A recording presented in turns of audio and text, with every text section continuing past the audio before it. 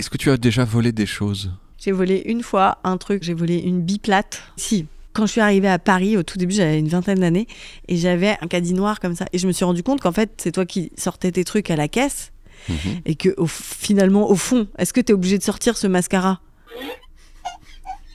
Enfin oui, légalement. Je mettais une écharpe noire au fond de mon truc, Oui. le machin, et si on me disait et je disais mais pardon, il était Bah, bien enfoui. sûr. Il y avait des trucs aussi, des fois, tu sais, des supermarchés où tu peux acheter des boîtes et tu mets un truc dans la boîte. Et la personne, elle bip la boîte et elle se dit pas, tiens, faut pas que ce soit trop lourd. Et il y a le truc des fruits et légumes, des mangues. Tu pèses une mangue et t'en mets 4. En 3 mangues gratuites. J'ai une copine, elle prenait la grenade qui était un fruit assez cher et elle pesait comme si c'était un citron. D'accord.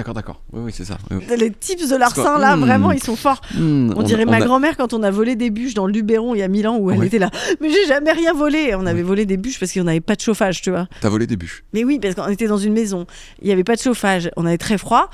Il y avait personne à côté, sinon on aurait demandé évidemment. Oui. La personne n'était pas là, on a pris 3 bûches et on est parti. Donc c'est pas une fois que t'as volé, là on est quand même à la 4e histoire de vol quand même.